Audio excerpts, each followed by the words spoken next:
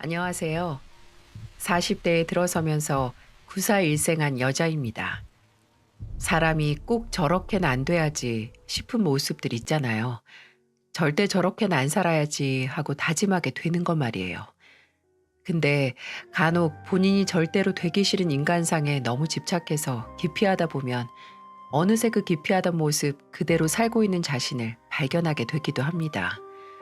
저 길로는 절대 들어서지 말아야지 하면서 그 길을 계속 머릿속에 그리다가 정신 차리고 보면 그렇게 들어오지 않기 위해 머릿속에 수백 번 그렸던 그 길로 들어서게 된 거죠.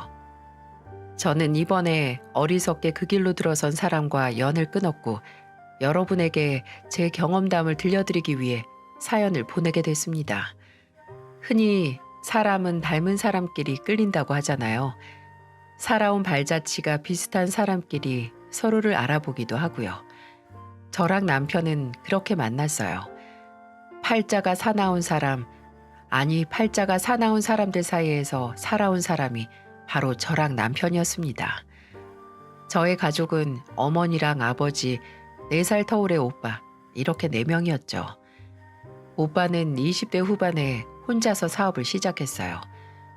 부모님은 장남이 호기롭게 다니던 직장을 그만두고 본인만의 사업을 한다고 하니까 전적으로 지원해 주셨습니다. 그 전적이라는 게 부모님이 모아뒀던 목돈 전부여서 전 좀 불안하기도 했지만 원래 성실하고 전도 유망했던 오빠를 부모님은 철석같이 믿으셨어요. 오빠는 제가 태어나기 전부터 태몽으로 부모님께 앞길이 창창할 거라는 무조건적인 믿음을 받았거든요. 정여비가 뱃속에 있을 때 할아버지께서 대신 태몽을 꾸셨는데 그 태몽이 할아버지께서 엄청나게 넓은 들판에 혼자 있는데 새하얀 백마가 두두두 대지를 울리면서 달려오더라. 그런데 가까이 온 백마의 눈이 총기로 반짝반짝 빛났고 할아버지 앞에 오더니만 백마 발 아래 땅이 쩍 하고 갈라지더니 그 안으로 들어가더라. 이 태몽 듣자마자 딱 느낌이 왔지. 우리 정여비가 정말 큰일 할 예인 거야. 가족이 한데 모이면 항상 나오는 얘기 있죠? 오빠의 태몽도 그 중에 하나였어요. 부모님께는 전 재산을 걸 만큼 오빠의 실패는 전혀 상상도 못할 일이었죠. 그런데 그런 오빠가 모두의 기대를 깨고 사업에 실패하고 만 겁니다. 날린 투자금 내놓으라는 투자자들이 집으로 찾아오고 사무실로 찾아가서 오빠는 집에도 사무실에도 못 가서 한순간에 숨어 다녀야 하는 신세가 됐습니다. 평생을 실패 없이 가족들과 주변 사람들의 신망과 기대를 한 몸에 받던 오빠는 처음으로 온몸을 뒤엎는 좌절을 이겨내지 못했고요. 작은 실패에도 그래도 난 어떻게든 돼 라고 말하던 오빠는 새벽에 술을 잔뜩 먹고 거리를 배회하다가 교통사고를 당해서 세상을 떠나게 됐죠. 표면적으로 사고사이긴 했지만 오빠는 실패로 얼룩진 본인의 인생을 용납할 수 없었던 것 같아요. 믿던 장남의 사업 실패 그리고 이딴 죽음에 저희 집안은 처참해졌어요. 특히 아버지께서 크게 좌절하셨어요. 오빠의 장례식장에는 술에 만취가 돼서 오빠를 보내지 못한다고 한바탕 난리가 났었고 장례식이 끝나고 며칠이 지나도 도무지 정신을 차리지 못하셨죠. 매일같이 술에 취해 떠난 오빠의 이름을 부르시면서 인사불성이 되시곤 했어요. 같이 사는 어머니와 저는 아무리 오빠의 죽음을 가슴속에 묻고 일상을 되찾아 가려고 해도 아버지께서 그럴 만한 상태가 아니니까 더욱더 힘들었죠. 그런데 죽음이란 그림자는 오빠를 데려가 놓고 아직 저희 집에서 떠난 게 아니더라고요. 아버지께서는 사무치는 고통을 끝내 이겨내지 못하시고 건물 옥상에서 극단적인 선택을 하시고 말았습니다. 오빠의 죽음을 끝내 받아들이지 못하고 함께 가는 걸 택한 아버지의 마음은 그 슬픔을 충분히 이해하지만 솔직히 처음에는 아버지가 너무나도 원망스러웠어요. 남은 저와 어머니는 전혀 생각도 하지 않는 그런 선택을 하셨기 때문이죠. 그런데 이미 고통에 절여질 대로 절여진 아버지가 그런 걸 신경 쓸 겨를이 어디 있었겠어요? 저는 떠난 아버지를 원망하는 걸 그만두고 어머니와 남아 남은 사람들의 슬픔을 어떻게든 이겨내기 위해 애썼습니다. 원래 동네에서 오래 옷 수선집을 운영하셨던 어머니는 아버지가 돌아가신 후에 아예 가게를 접으려고 하시다가 그래도 뭐든 움직이면서 꾸준히 할 만한 게 필요하다는 제 얘기를 듣고 다시 수선 가게를 여셨어요. 그래도 산 사람은 살아야지 하는 말이 왜 있는지 저와 어머니는 절실하게 깨닫게 됐죠. 남편도 평탄한 인생을 살아온 사람은 아니었습니다. 그 당시 제가 일하던 회사에서 간간히 얼굴 보고 인사하던 다른 부서 사람이 남편을 소개시켜 줬었는데 만나서 대화를 하자마자 아, 이 사람도 편하게 산 사람은 아니구나 했어요. 행동 하나하나 조심하는 게 눈에 보였고 말도 한참 머릿속에서 단어를 선택해서 말을 하고 또 종종 이상할 정도로 단호한 모습 같은 걸 보고 어쩌면 하고 생각을 했죠. 연애 초반에 남편 자취방에서 같이 음식을 만들어 먹고 있는데 남편이 잠시 전화 좀 받고 오겠다고 하고 자리를 옮기더라고요. 제가 그때 주방에 있었는데 다른 방에 들어갔어도 남편의 목소리가 다 들렸거든요. 굉장히 화가 나서 본인도 목소리를 조절을 못해서 다 들렸던 거였어요. 뭐라고? 아, 너 또? 말을 말자. 서운수 너 정말 왜 그러냐? 또 잡혀가고 싶어? 아버지처럼 안 산다며. 너 나왔을 때 나랑 약속했잖아. 그런데 대체 왜 그래? 듣기 싫어도 다 들리는데 아무래도 가족 문제 같더라고요. 그때는 남편이 다른 얘기는 다 해도 실수라도 본인 가족 얘기는 안 했거든요. 근데 그날 전화 통화하는 걸 들어보니까 제게 의식적으로 숨긴 이유가 있었던 거죠. 남편이 전화 통화를 마치고 어두운 표정으로 방에서 나왔을 때 딱히 무슨 일이냐고 묻지 않았어요. 저 사람과 내가 더 깊어질 만한 관계면 먼저 저 사람이 나를 믿고 말을 해주겠지 이런 생각으로 기다렸습니다. 그렇게 만난 지 1년이 채 지나지 않았을 때 남편과 저는 서로 살아온 환경을 나눴어요. 남편이 무수히 많은 말을 했지만 특히나 이 말을 강조했습니다. 나는 절대로 우리 아버지처럼 안 살 거야. 아버지에 대한 남편의 감정은 분노를 넘어서 혐오에 가까웠어요. 그 인간이 평생 나한테 아버지 노릇, 부모 노릇 한 번 한 적도 없어. 나는 그 인간 때문에 처음으로 남봉꾼이란 단어가 뭔지, 노름이 뭔지, 강원랜드인지 뭔지가 어떤 곳인지 초등학생 때 다 알았으니까. 잘하던 사업도 말아먹고 있는 돈도 인생 한 방이라고 단 한 번의 기회로 다 만회하겠다고 들고 가서 다 날려먹고 나 중학교 들어가기 전에 그 인간 쫓는 빚쟁이 피해서 야반도주 한 적도 있어. 빌린 돈을 빌린 돈이라고 생각을 안 해. 언젠가 이자 쳐서 돌려줘야 하는 돈이라고 생각 안 하고 내 돈이라고 생각하고 막 쓰다가 그 꼴 된 거야. 그딴 인간이 꼴에 어디 주점에서 만난 여자를 또 첩들인다고 난리 피우다가 우리 어머니 넘어가시고 어머니는 아버지 보고 원래는 성실했다. 그래도 너희 아버지니까 미워 말라고 하시는데 그게 말이 돼? 아니 원래 성실했던 사람이 왜 노름을 하고 왜 외간 여자랑 살림을 차린다고 해? 원래 그 인간은 그런 인간이었던 거야. 원래 좋은 사람이 갑자기 돈놀이를 하거나 여자 만나고 돌아다니지 않지. 난 절대로 우리 아버지 같은 인간은 안 될 거야. 무책임하고 무식하고 우리 가족이 그 인간 하나 때문에 고생한 거 생각하면 그 인간 요새 폐지 주고 다니는 것도 살려고 생활비 벌려고 하는 거 절대 아니야. 술 먹고 여자 만나려면 한 푼이라도 쥐고 있어야 하니까 그러니까 하는 거지. 요새는 집에도 안 들어온대. 연락도 안 돼. 우리 어머니가 누구 때문에 그 고생하다가 병들었는데 절대로 그 인간처럼은 안 돼. 정인아, 나는 그 인간이 밟은 길은 쳐다도 안 볼 거야. 아버지에 대한 분노가 깊고 오래된 만큼 남편은 본인이 조금이라도 아버지의 모습을 닮아간다는 걸 절대 용납하지 않았어요. 아버지를 닮은 본인 얼굴도 싫어해서 거울도 잘 안 본다고 하니까 말 다 했죠. 시력도 안 나쁜 사람이 안경을 쓰고 다녀서 의아하게 생각했는데 다 아버지를 닮은 눈매를 조금이라도 숨기기 위해 쓰는 거라고 하더라고요.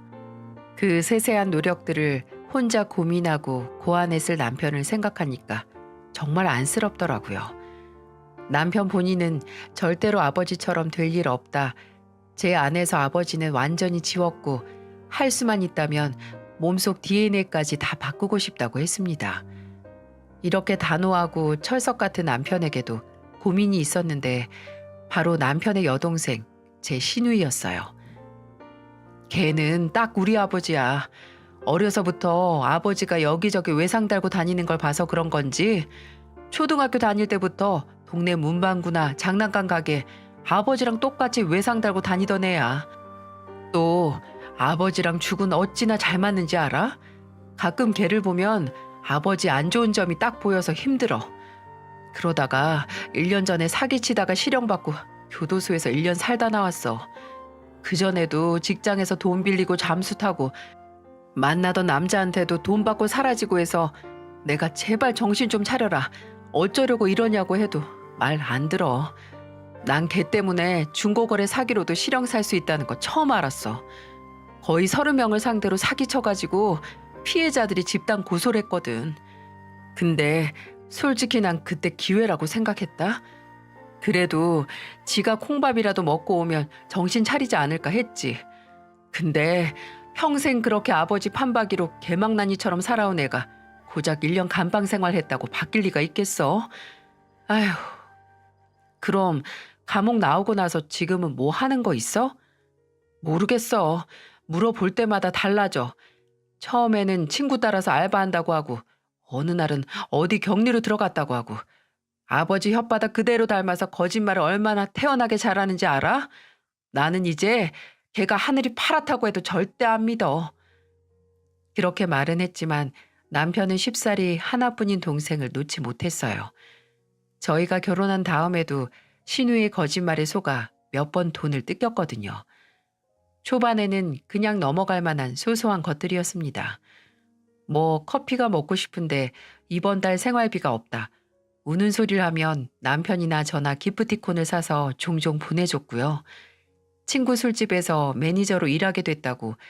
근데 본가에서 술집이 멀어서 자취할 거라고 해서 남편이 넉넉하진 않지만 조금 보태라고 돈도 보내줬었고요. 제가 남편과 결혼을 하고 한 2년 정도 지났을 때 문제가 터졌죠. 일하던 술집이 문을 닫게 됐다고 당장 자취방 월세 어떻게 하냐고 대성통곡을 해서 남편과 제가 상의를 해서 2달치 월세를 보내줬었거든요. 그동안 걱정하지 말고 일 구하라고요. 근데 그게 다 거짓말이었던 거죠. 처음부터 자취는 하지도 않았고 그냥 그 당시 만나던 남자 집에 얹혀서 살았던 거더라고요. 애초에 남편이 자취 시작할 때 보태라고 줬던 돈도 또 밀린 월세 낸다고 받아간 돈도 그냥 용돈 받아간 거였습니다. 남편이 너무 화가 나서 길바닥에서 시누이를 한번 잡을 뻔했죠. 시누이는 손이 발이 되게 싹싹 빌었고 이제 절대 거짓말 안 한다고 그 남자하고도 헤어지고 시어머니 댁에 들어가서 살겠다고 바닥에 아예 엎어져서 용서를 구해서 그나마 넘어갔었습니다. 솔직히 아무리 제 시누이고 가족이라고 해도 저는 계속해서 시누이 고질병 같은 거짓말이나 돈 무서운 줄 모르는 그 성정을 용서도 또 받아들일 수도 없었어요. 그런데 남편은 항상 시누이에게 동생이 절대 아버지처럼 남 등쳐먹고 피해 끼치면서 본인과 가족의 인생까지 나락으로 끌고 들어가지 않길 바라면서 도움을 주더라고요. 근데 그것도 도저히 용납할 수 없는 범위를 초과하게 되니까 남편도 더는 참지 못할 지경에 이르렀어요. 시어머니와 함께 살게 된 시누이는 그 당시 암 투병 중이셨던 시어머니 옆에서 정신을 차리고 잘 사는 것처럼 보였어요. 계약직이긴 했지만 일도 시작했고 시어머니께서 병원에 가거나 약을 타와야 할 때마다 본인이 나서서 잊지 않고 다녔고요. 남편도 드디어 동생이 정신 차리고 성실하게 사는 것처럼 보이니 마음을 놨었고요. 시누이는 종종 본인 벌이가 그렇게 여유롭지 않으니 저희에게 도움을 청할 때가 있었거든요. 근데 그게 본인이 돈이 필요해서가 아니라 시어머니를 위해서였기에 저도 남편도 당연히 도움을 줬었습니다. 오빠, 엄마 집에 병원에서 쓰는 침대 있으면 좋을 것 같은데. 왜 등받이 올라오고 식탁도 옆에 달려있는 거. 엄마가 저번에 한 번 입원하셨을 때 쓰신 다음에 종종 말씀을 하시네. 그런 건 얼마나 하냐고. 근데 내가 이번 달 통장 사정이 간당간당해서 오빠랑 새언니가 괜찮으면 그거 시키게 돈 좀 보내줄 수 있어? 그때 제가 막 첫째를 낳고 몇 년 지나지 않았을 때라서 저도 남편도 자주 시어머니를 뵈러 못 갔거든요.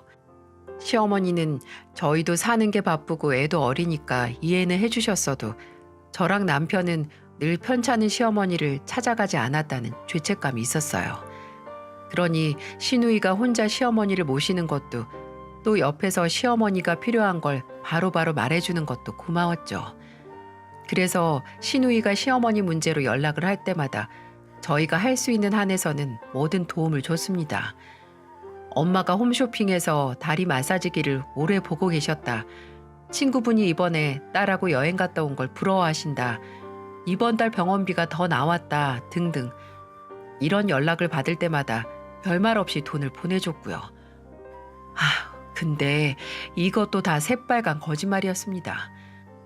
오랜만에 연락 없이 찾아간 시어머니 댁에는 시누이가 사드리겠다고 한 침대도 마사지기도 또 시어머니 주변 친구분들 중에 여행을 다녀온 분도 없었고 심지어 시어머니 말로는 시누이가 며칠 집에 안 들어왔다고 하는 겁니다.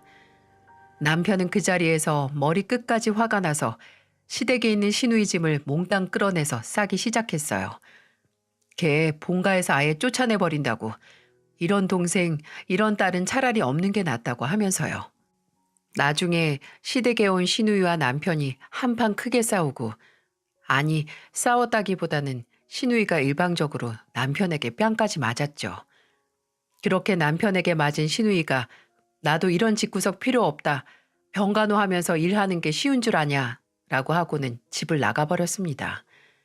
그 후로 시누이와는 일체 연락하고 있지 않아요. 종종 시어머니에게 연락을 하는 것 같은데 남편은 그냥 안부 인사만 하고 절대로 뭘 요구하려는 낌새만 보여도 그냥 연락 끊으라고 시어머니에게 신신당부를 하더라고요. 또 남편은 제게도 미안해했습니다. 물론 저도 시누이를 도와주거나 시어머니 일로 돈을 보낸 것을 상의하고 동의도 한 거지만 본인 가족 일로 집안 가게에 구멍이나 내다니 제 얼굴 볼낯이 없다고 했었죠. 남편이 시누이를 집에서 완전 쫓아낸 다음에 제게 이런 말을 한 게 기억에 나네요. 지금까지 동생은 그래도 아버지랑 다를 거라고 내가 포기 안 하면 달라질 거라고 생각했는데 전혀 아니었어. 그냥 걔는 소생 불가능할 정도로 아버지란 작자를 꼭 닮은 거야. 그래도 이렇게 쳐내니까 속이 후련하다. 그 인간도 그 인간 딸도 이제 나랑 어머니 인생에서 떨어져 나간 거나 다름없으니까 괜히 언제 무슨 일 날까 가슴 졸일 일도 없잖아. 애써 이제 가족의 절반과 뒤돌았지만 오히려 후련하고 앞으로 걱정 없이 살 것 같다고 본인을 다잡는 것 같더라고요. 하지만 상황은 그렇게 생각만큼 환기되지 않았습니다. 그 당시 초등학생과 유치원생 딸 2명을 키우면서 남편 혼자 외벌이를 하고 있었거든요.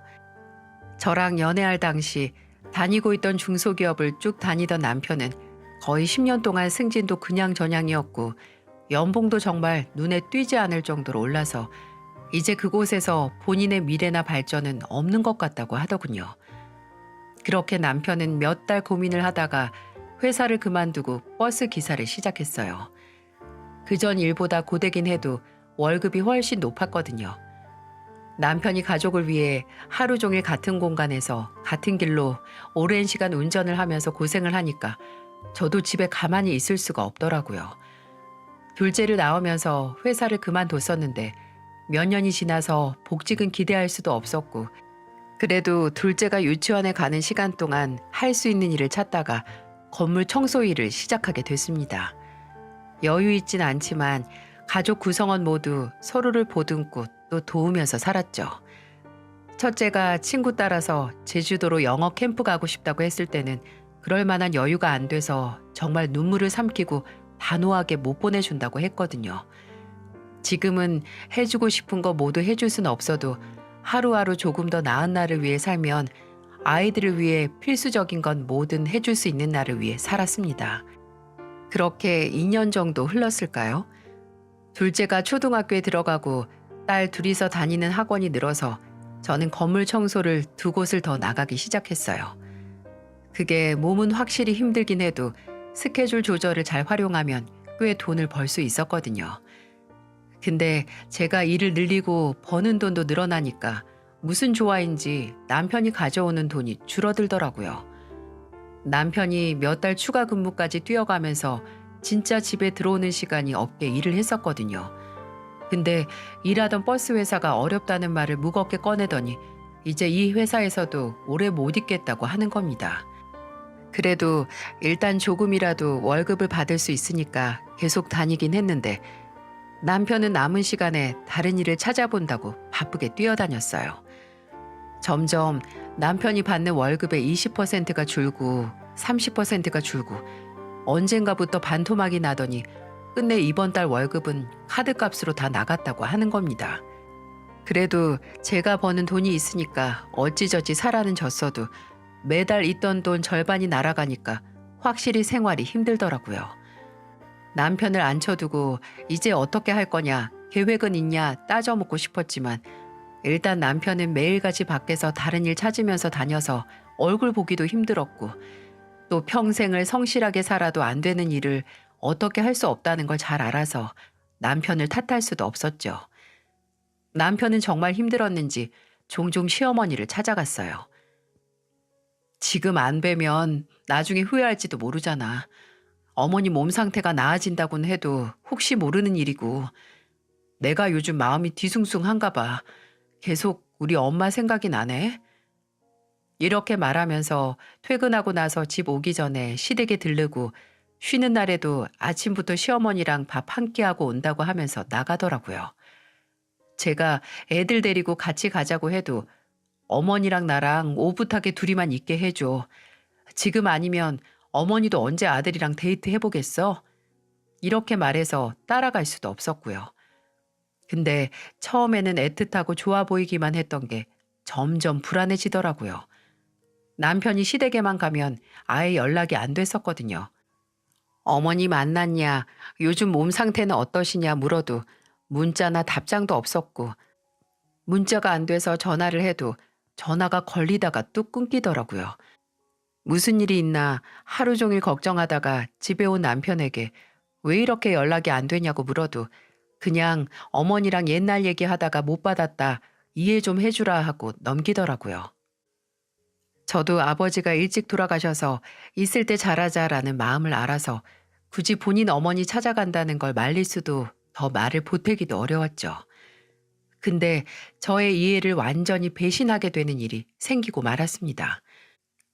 어김없이 쉬는 주말에 시댁에 다녀온다고 저녁 먹고 들어온다고 하고 남편이 나갔는데 저도 그날 약속이 있어서 나갔거든요.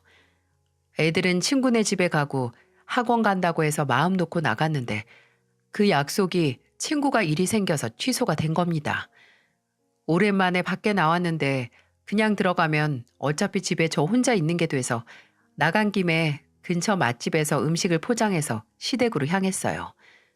그런데 도착한 시댁 현관은 이상할 정도로 깨끗한 겁니다. 남편의 신발로 보이는 게 없었어요. 뭔가 이상하다 하고 시어머니를 부르면서 시댁으로 들어갔는데 시어머니는 안방에서 주무시고 계셨고 남편이 보이질 않는 겁니다. 저는 일단 사온 음식을 주방에 두고 남편에게 전화를 했습니다. 하지만 남편은 받지 않았어요. 뭐 어찌할 선택권이 없어서 시어머니가 잠에서 깨실 때까지 기다렸죠. 시어머니는 한 30분 뒤에 잠에서 깨어나셨고 말도 없이 집에 와 있는 저를 보고 깜짝 놀라시더라고요. 어머, 너 여기 왜 있냐? 언제 왔어? 온 지 얼마 안 됐어요. 지나가다가 어머님이랑 저녁 먹으려고 음식 포장해서 왔어요. 여기 꼬바로 좋아하시잖아요. 근데 어머님, 애 아빠 오늘 여기 안 왔어요? 경훈이? 아니, 안 왔는데? 너희 여기서 만나기로 했니? 아니요. 오늘 시간 되면 들른다고 했는데 일이 좀 바쁜가 봐요. 오늘은 저랑 어머님이랑만 밥 먹어야겠어요. 이게 도대체 무슨 일인지 분명히 일찍 시댁에 간다고 떠난 사람이 아예 여기에 오질 않았답니다. 괜히 시어머니 신경 쓰이게 하고 싶지 않았고 나중에 말이 어떻게 될지도 몰라서 일단 시어머니에게는 남편의 행적에 대해 더 말하지 않았어요. 그런데 시어머니가 저와 식사하면서 종종 내뱉는 말이 어째 더 이상하더라고요. 내가 너희랑 안 살아도 된다고 혼자 산다고 했을 때 어차피 혼자 사는 사람 수두룩해서 나도 안 외로울 줄 알았는데 확실히 적적하긴 하더라. 내가 요새 그 인간, 아니 어디서 어떻게 됐는지 모르는 경우내비 생각도 좀 난다니까. 죄송해요 어머님, 제가 더 자주 찾아올게요. 아유, 자주 올 필요 없어. 그냥 늙은이가 습관처럼 우는 소리 하는 거니까. 그래도 이렇게 너 와서 같이 식사하니까 좋긴 좋구나. 경훈이도 애미한테 얼굴 좀 비추라고 해라. 아주 내 배에서 나온 놈 얼굴 다 잊어버리겠어. 그때 확신했습니다. 지금까지 남편이 시댁에 간다고 시어머니의 얼굴 보러 간다고 했던 게 모두 거짓말이었다는 것을요. 그렇다면 남편은 제게 그 수많은 거짓말을 하면서 대체 어디를 간 걸까요? 솔직히 저는 바람을 의심했습니다. 이 인간이 돈 없다 힘들다 하더니 나 말고 다른 살림을 차렸구나. 그래서 집에도 안 들어오고 살림이 2개니까 나갈 돈이 많아서 그랬구나 하고 이를 갈았어요. 어떻게 하지? 당장 이혼을 해서 내가 딸 2명을 데리고 살 수 있을까? 만약 이혼을 안 하고 살 수 있을까? 수많은 생각이 제 머릿속을 어지럽혔어요. 구질구질한 생각도 참혹한 복수에 대한 생각도 그중 하나였습니다. 하지만 뭘 어떻게 하든 당장 남편이 확실하게 다른 사람이 있다는 증거와 현장을 잡아야 한다는 생각이 들었어요. 그렇게 저는 남편이 또다시 제게 시댁에 간다고 거짓말을 하길 기다렸습니다. 그런데 오래 기다릴 필요도 없이 그 다음 주에 바로 남편은 점심때 근무 마치고 시댁에 간다고 하더군요. 가서 저녁 먹고 온다고 덧붙였고요. 저는 바로 친구에게 차를 빌려서 남편 근무가 끝나는 시간에 맞춰 버스 회사 앞으로 가서 퇴근하는 남편을 기다렸죠. 20분 정도 지났을 때 남편이 터덜터덜 나오더라고요. 심장이 정말 터질 것처럼 요동치고 덥지도 않은 제 뒷덜미로 땀이 한 줄기 주룩주룩 흘렀어요. 축축하게 젖어가는 손바닥을 소매에 닦으면서 남편이 탄 차를 따라갔습니다. 남편은 경기도 쪽으로 빠지는 고속도로를 타고 달렸고 저는 그 뒤를 따랐습니다. 한참을 달리다가 갓길에 멈춰서 그대로 들어가더라고요. 그곳에는 정말 크고 한적한 커피숍이었는데 남편이 그곳에 주차를 하더군요. 저는 남편이 바람을 피우고 있다고 확신했어요. 그래도 아는 사람 눈에 들킬 게 걱정돼서 이렇게 멀리도 왔구나. 그래도 일말의 수치심이 있네 하고 차 안에서 헛웃음을 흘렸네요. 어깨는 축 늘어뜨리고 다급하게 커피숍 안으로 들어서는 남편을 보면서 오늘 확실하게 현장을 잡고 결판을 내버리자 하는 생각을 했어요. 종종 걸음으로 가는 남편을 따라 커피숍 안으로 들어갔습니다. 커피숍은 크게 디귿자 형태로 생긴 구조 같았는데 남편은 카운터에서 음료를 시키지도 않고 바로 커피숍 맨 끝자리로 들어가더라고요. 마치 그 안쪽에서 누가 본인을 애타게 기다리는 것처럼요. 저도 그런 남편을 따라 제일 끝자리를 향해 걸어갔고 코너를 꺾어 가자마자 방금까지 저와 5m도 떨어져 있지 않았던 남편이 안 보이는 겁니다. 아니, 내가 따라오는 걸 알고 따돌린 건가? 어딨지? 하고 몸을 숙이고 여기저기 남편을 찾는데 카페 제일 구석자리 커다란 화분으로 가려져서 잘 보이지도 않는 곳에 남편의 머리통이 보이더라고요. 근데 그 머리통이 이상하게 어디를 향해 계속 고개를 숙였다가 들었다가 하는 모양새인 거 있죠? 도대체 뭐 하는 거지? 뭘 찾는 건가? 아니면 인사를 하는 건가 싶어서 숨을 죽이고 가까이 갔습니다. 그런데 남편은 뭘 찾는 것도 인사를 하는 것도 아니었어요. 남편은 커피숍 구석 바닥에 꿇어앉아 누군가를 향해 고개를 계속 숙이면서 마치 용서를 비는 것 같은 모습이었어요. 그리고 그런 남편이 용서를 비는 사람은 마치 상전처럼 맞은편에 앉아서 수그리는 남편의 머리 꼭대기를 심드렁하게 보고만 있었고요. 사장님, 정말 죄송합니다. 조금만 더 시간을 주시면 제가 정말 어떻게 해서 이자랑 원금 싹 돌려드릴게요. 한 달, 아니 딱 석 달만. 아니 지금 없는 돈이 무슨 수로 한 달 만에 생겨? 내가 우리 서 사장 배려해서 이런 인적 드문 곳까지 와서 서 사장 우는 소리 들어주고 있는 거잖아. 서 사장이 제발 집이나 직장으로 찾아오지 말라고 해서. 나 원래 같았으면 이런 거 출장비도 받아. 그거 알아요? 알죠. 당연히 알죠.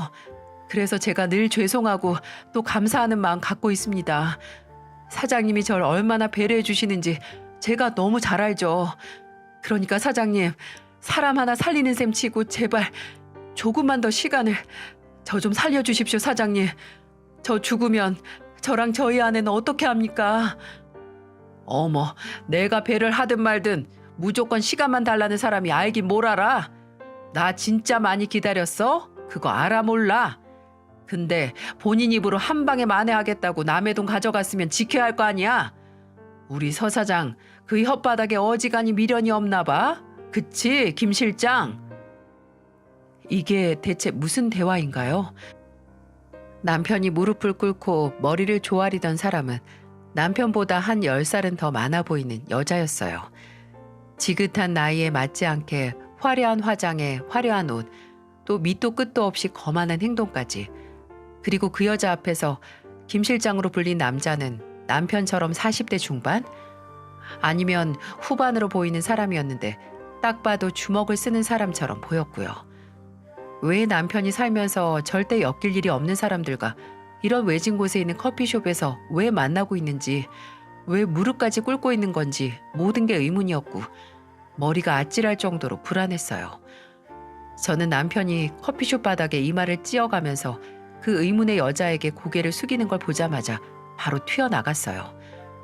무슨 상황이든 일단 제 남편이 누군가에게 이마에 피가 나게 머리를 수그리는 꼴을 두고 볼 수 없었거든요. 여보, 당신이 왜 여기 있어? 여기까지 어떻게... 아니 왜 왔어? 지금 그게 중요해? 지금 뭐 하는 거야? 왜 당신이 이 사람들한테 무릎을 꿇고 있어?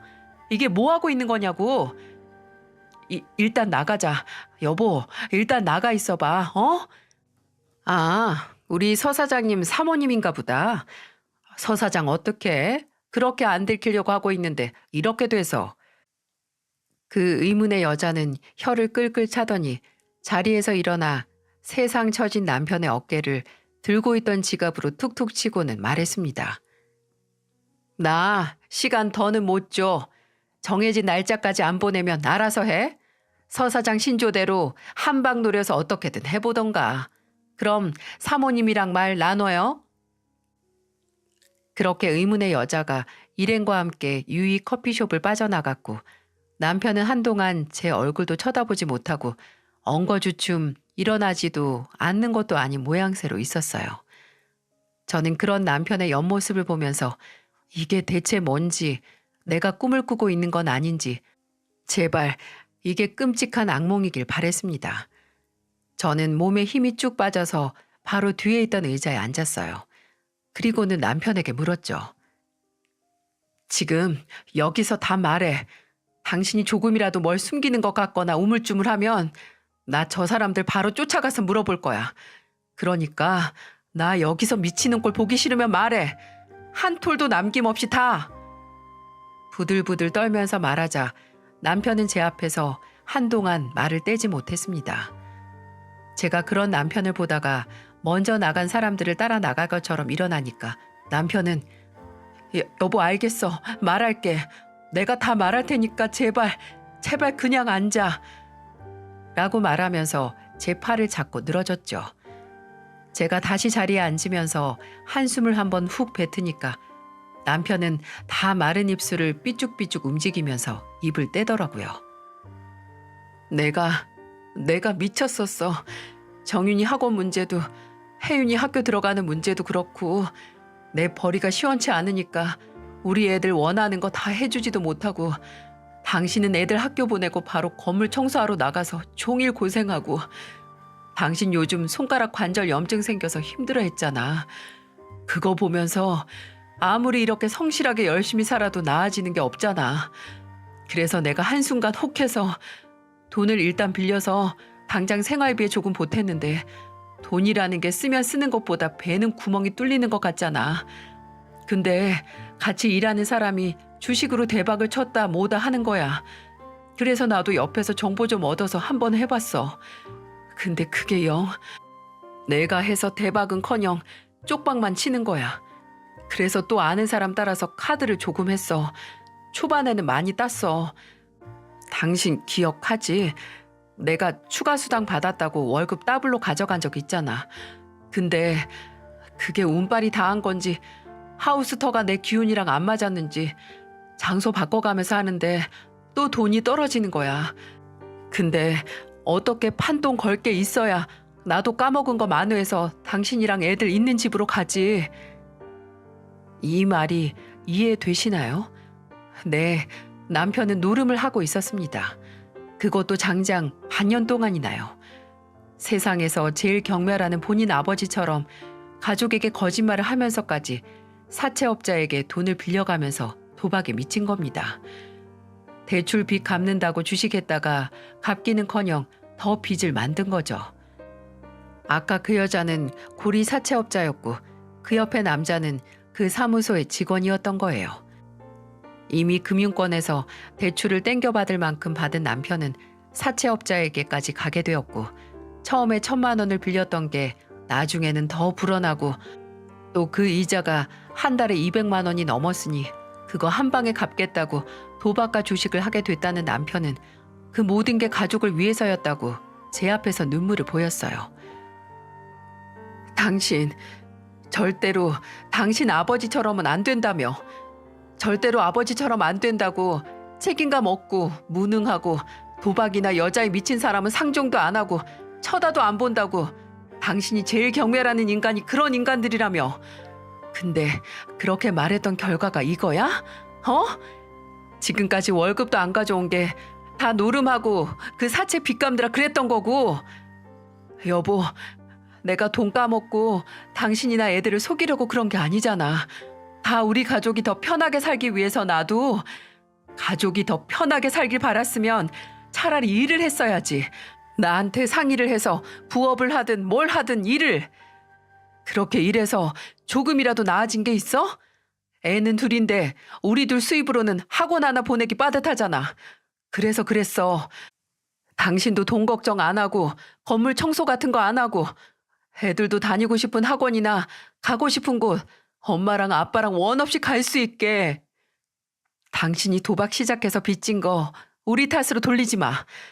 당신이 진짜 가족을 생각했으면 아무리 돈이 궁하고 살기 팍팍해도 도박에 빠지진 않지. 당신이 카드하고 다닌다고 우리 가족 상황이 한순간에 풍족해져? 당신 제정신이야? 심지어 하는 족족 돈 까먹어서 사채까지 진 사람이 뭘 믿고 그렇게 말해? 내가 당신 아버지 같은 그런 사람을 믿고 어떻게 사냐고. 그래, 내가 잘못했어. 내가 미친놈이야. 제발 나 버리지만 마. 나 당신까지 없으면 정말 안 돼, 여보. 정윤 엄마. 내가 이거 다 해결할게. 인생은 한 방이야. 내가 이번에 정말 잘 되기만 하면 한 방에 다 만회할 수 있다고. 다음 주에 모임 하나가 있거든. 그러니까 제발 나 한 번만 믿어줘. 한 방이다.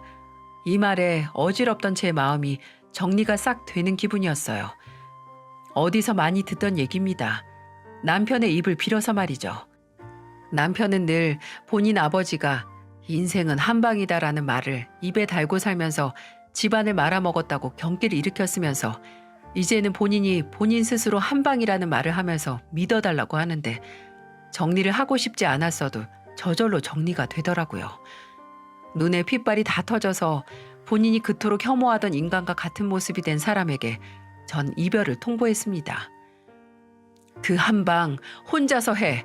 나랑 우리 애들 없이. 여보, 행여나 붙잡을 생각하지 마. 당신이 아까 그 사채업자한테 빌린 돈 다 당신 도박빚 아니야? 지금까지 몇 달을 내 월급으로만 살았는데 당신이 조금이라도 내가 힘들게 일하는 게 안쓰러웠으면 당신이 받은 월급 노름에 쓸 생각 못하고 그냥 나한테 가져다 줬어야지. 당신은 그냥 당신만 생각해서 그런 거야. 당신 피나 뭐 유전자에 뭐가 있는지 모르겠지만 늘 내 앞에서 입이 마르게 욕하던 당신 아버지나 동생하고 당신도 똑같은 사람이었던 거야. 여보, 당신 말처럼 조금이라도 나랑 우리 애들 생각한다면 여기서 잡음 더 만들지 말고 바로 이혼해. 조금이라도 남편으로서 아버지로서 양심이 일말이라도 남아있으면 추잡하게 매달리지 말란 말이야. 저는 그대로 커피숍을 나와서 홀로 집으로 돌아왔어요. 집으로 돌아왔을 때 두 딸이 먼저 집에 와서 방에 나란히 앉아서 큰아이는 숙제하고 둘째는 책을 보고 있었는데 남편에게 이혼 선언을 한 게 절대 후회되지 않았어요. 남편은 제가 단호하게 나오자 그제야 도박을 안 하겠다고 손이 사라지도록 싹싹 빌면서 용서를 구했지만 이미 때는 늦은 거죠. 제 친구들은 제가 이 문제로 술 먹고 한번 고민을 털어놓자 도박하는 놈들은 손목을 잘라도 발로 도박한다고 하더라. 정윤이랑 혜윤이 생각하면 절대로 받아주면 안 된다고 제게 충고를 해주더군요. 아무리 사랑으로 만나서 10여 년을 살았어도 한순간 가족을 저버리고 멍청한 선택을 한 남편이 제 두 딸의 앞을 가로막는 꼴을 더 볼 수 없었으니까요. 나중에 시어머니에게 따로 이혼 소식을 전하니까 시어머니가 어두운 얼굴로 그러시더라고요. 그놈 문제 있는 건 알고 있었다고. 이전에 시어머니 앞으로 나온 암보험금 중 3천만 원 정도 가져가서 입을 싹 닫았다고 하더라고요. 그렇게 지 애비처럼 안 된다고 하더니 어쩌다가 저런 거냐고 하시면서 이렇게 될 때까지 막지 못한 본인을 탓하시는데 저는 어머님이 막을 새도 없이 어느 순간 그 경멸하던 아버지를 따라간 거라고 말씀드렸네요. 절대 되지 말자 했던 집착이 한순간에 될 수밖에 없는 결과를 낳고 만 거죠. 그렇게 저와 전 남편은 이혼을 했습니다. 전 남편이 끝까지 합의 이혼을 못한다고 해서 소송까지 걸어서 갈라섰네요. 어떻게 끝까지 사람을 질리게 하고 구질구질하게 나오는 건지. 이미 신용불량자에 빚이 있을 대로 있는 전 남편에게 위자료니 양육비니 받을 거 하나 없었지만 저는 그저 아이들에 대한 단독 양육권을 가져온 것만으로도 만족합니다. 지금은 어머니와 함께 집을 합쳐서 살고 있어요.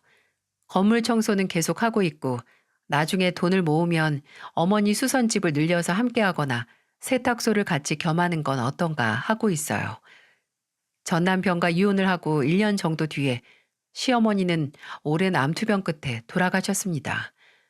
그래도 제게는 늘 좋은 시어머니였기에 조용히 혼자 부조만 하고 나왔어요.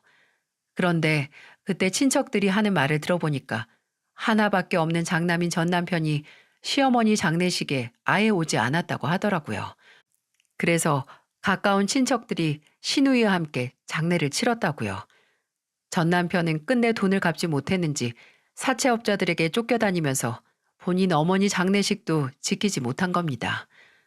참 돈이 뭐고 도박이 뭔지 한방 노리다가 매번 안쓰럽고 불쌍한 인생이라고 눈물 흘리던 어머니의 마지막 가는 길도 보지 못하다니 한심하다 못해 정말 내가 저런 인간을 성실한 사람이라고 생각하면서 살붙이고 살았던 게 다 거짓말처럼 느껴졌네요. 솔직히 야반 도주를 하느라 어디서 어떻게 된 건지 알지도 못하는 전 남편에게 딸들 양육비 청구도 하지 못하지만 조금이라도 어떻게 상황이 나아져서 자리를 잡아서 돈을 번다더라. 이런 소식만 들려오면 바로 제 딸들이 받아야 하는 양육비를 꼭 받아내고 말 겁니다. 뭐 이렇게 말하면서도 한편으로는 그냥 아예 어떠한 소식도 들려오지 않고 행여나 알아보지 못하고 스쳐 지나가는 순간도 오지 않았으면 해요. 절대 아버지 같은 사람이 되지 않겠다고 다짐에 다짐을 하던 전 남편은 오히려 아버지라는 사람의 그림자에 갇혀버리게 된 건지도 모르겠네요. 나는 다르다. 절대 저렇게 안 된다 하던 사람이 나중에는 저렇게 되고만 자기 자신을 발견했을 때 그때라도 정신을 차리고 그 그림자에서 나왔으면 됐는데 전 남편은 끝까지 아버지 한 방이란 말을 하면서 본인 스스로를 속이면서 그대로 회복하지 못하는 구렁텅이로 빠진 것 같아요. 그나마 저와 제 딸들은 그 구렁텅이에 함께 빠지지 않고 나올 수 있어서 천만 다행이라고 생각합니다. 지금까지 제 이야기를 들어주신 여러분에게 깊은 감사의 말씀을 드립니다.